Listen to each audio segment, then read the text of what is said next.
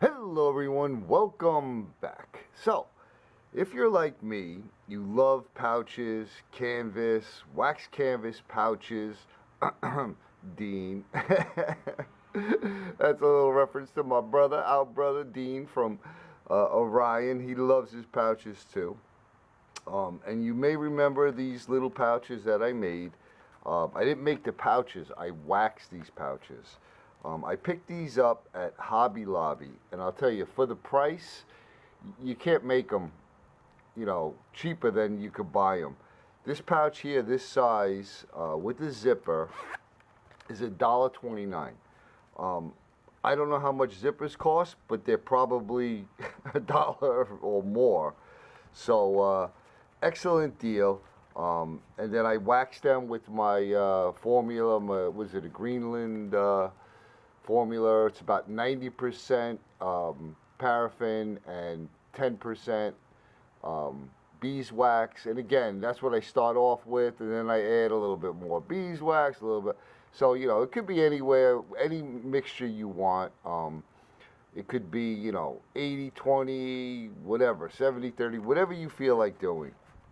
When you first make them, they're very stiff, but you could crinkle them up, and as you use them, they get that distressed look, and they get soft.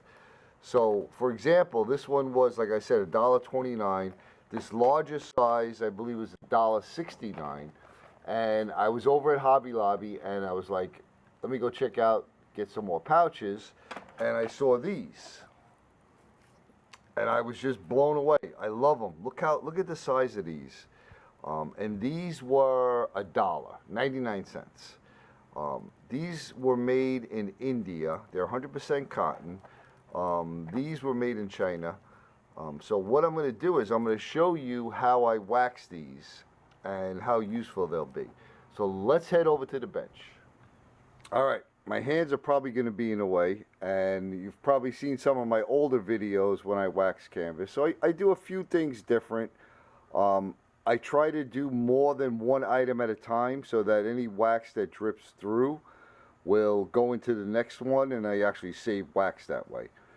And I just use this little, it's called a crock pot little dipper.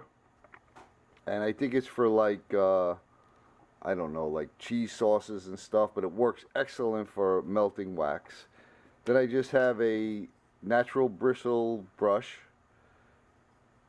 inexpensive, and I have my heat gun. You could use a hairdryer too, but I like the heat gun. So you're also going to need some paper towels, and I have some cardboard down on my bench.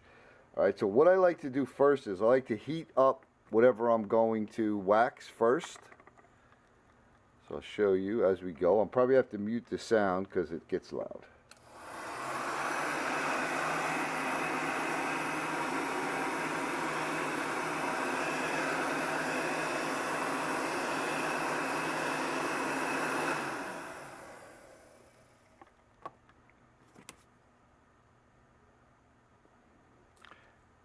Okay, so now I'm dipping the brush into the wax, and I'm going to keep the heat on as I'm putting it on.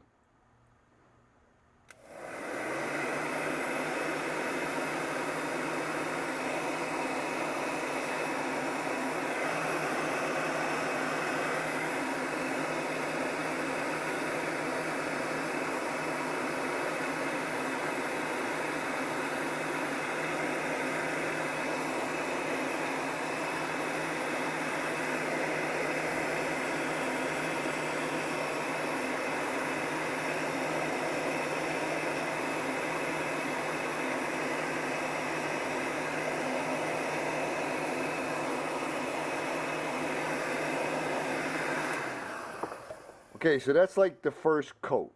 As you can see, it penetrates right in when the fabric is warm and you have the heat gun on it. And now I'm going to do like the next step, I guess it's called setting it. So I'm going to keep the heat on it so that it pretty much goes right through to the next layer.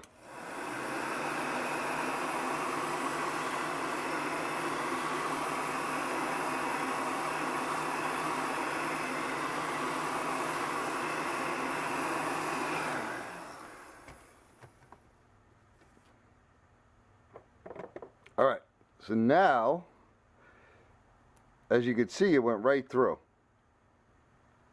Now it's not totally saturated, but we're going to turn it around now, and we're going to do the other side.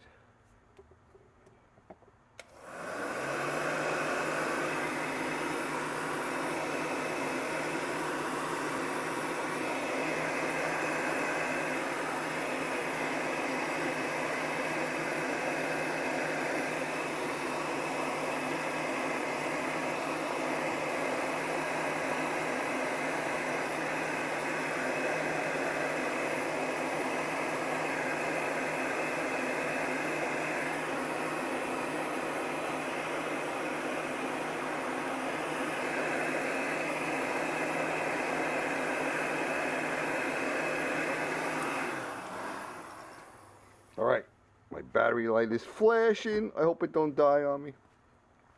All right, so now we have it pretty well waxed. Now I'm going to take a paper towel and I'm going to put it inside here.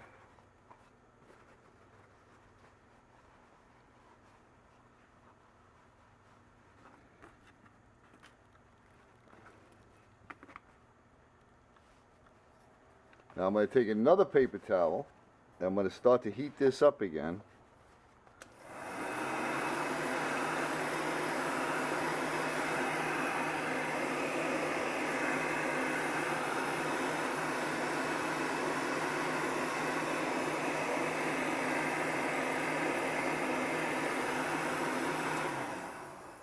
I don't know if that's showing up, but you'll see that there's wax on this paper towel.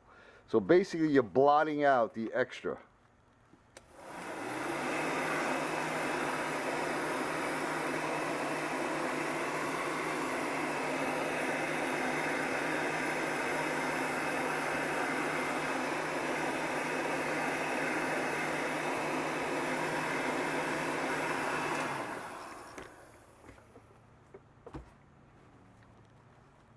See it on there? Because you don't want too much. You want just enough to have it saturated. So I'm going to let this dry, and then I'll bring you back over to the table, and I'll also do these other two off camera. All right, so they're all done. Came out great. And as you can see, hopefully, the wax penetrated all the way through. It's not stuck together because of the way I dab it. That's an important step. If you don't do that, you know, and have the paper towel in between and dab it, it will stick together. There'll be too much wax on it. It'll start flaking off and stuff, you know, so you basically you want just enough where it's saturated. And then, like I said, they're stiff when they first come out, but you can wrinkle them up if you like them softer, and they'll get that distressed look, which is pretty cool. And there you have it. These are great size. Look at this. So here's just an Altoids tin. You could fit 2 of those in there, plus some other stuff. You can make little fire kits out of this. You could put in some, you know, like tinder material, some chaga, some chaw cloth, some amadou, some punk wood, you know, jute twine, and it'll keep it dry, right? I mean, these are not waterproof, but they're pretty dang water resistant. So I wanted to show you my latest techniques for waxing and showing you these little awesome bags. They basically cost 99 cents, and they're very useful. So I hope you found this useful. I hope you all are having a wonderful day. I hope you all are staying well and safe. I want to thank you for coming along, and like always, I'm sending you all much love, my brothers and sisters, and much appreciation for everything you do. Thank you again, and we'll see you on the next one.